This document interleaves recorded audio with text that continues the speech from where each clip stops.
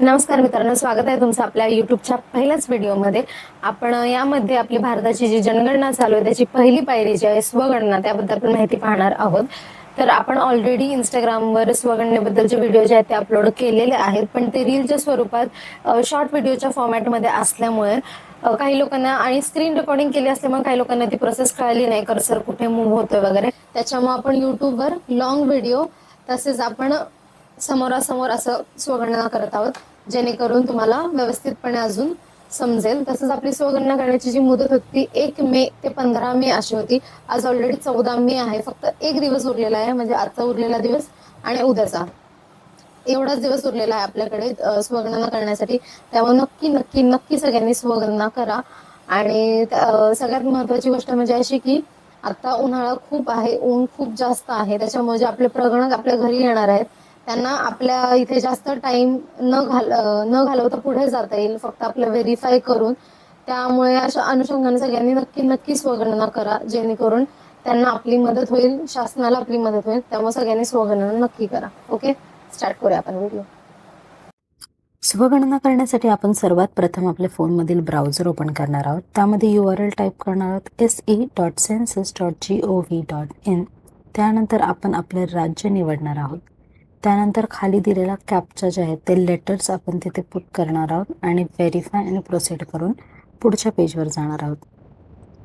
त्यानंतर ओके म्हणल्यानंतर आपल्याला पुढे हेड ऑफ द हाऊसहोल्डचा ऑप्शन दिसेल. तिथे आपण आपल्या घरातील कर्त्याचं नाव टाकणार आहोत. मोबाईल नंबर टाकून आपल्याला OTP प्राप्त होईल.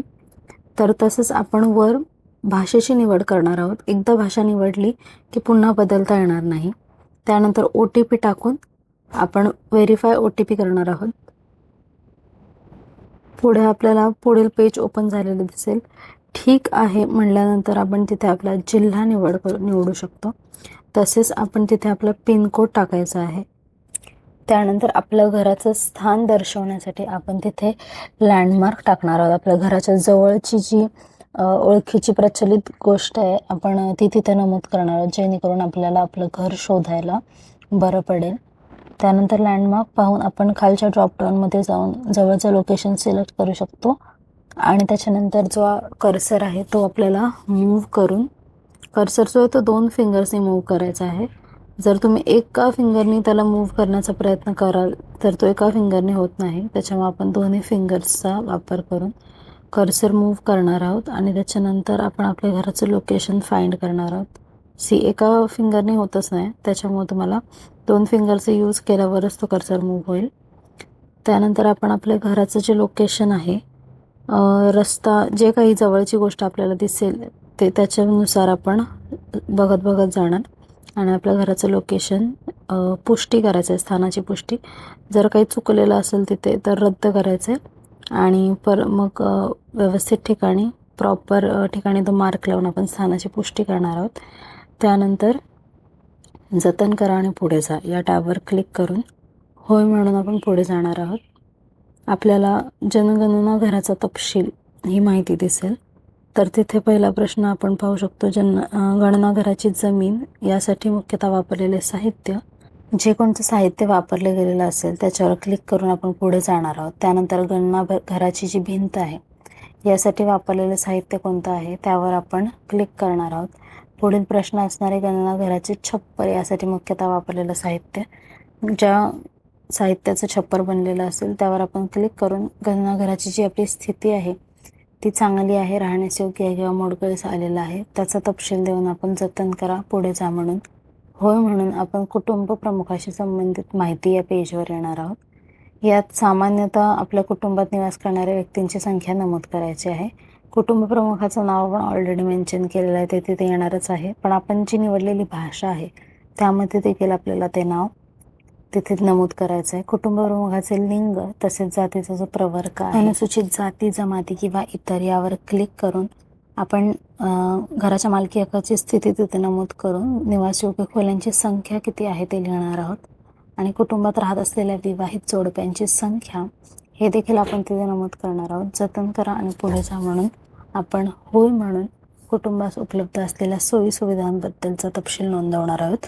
पिण्याच्या पाण्याचा प्रमुख स्रोत, पिण्याच्या पाण्याची उपलब्ध असलेला स्रोत कुठे आहे, प्रकाशाचा प्रमुख स्रोत, शौचालयाची उपलब्धता आहे का नाही, त्यानंतर शौचालयाचा प्रकार तिथे आपण नमूद करणार आहोत, कोणत्या प्रकारचं शौचालय आहे, सांडपाणी सोडण्यासाठी जोडलेली व्यवस्था, त्यानंतर परिसरात स्नानगृहाची उपलब्धता, स्वयंपाकघराची उपलब्धता आहे आणि NPG आणि PNG जोडणी काय आहे त्याबद्दल तपशील नोंदवून आपण स्वयंपाकघरात वापरण्यात येणारे प्रमुख इंधन हे देखील नमूद करणार आहोत.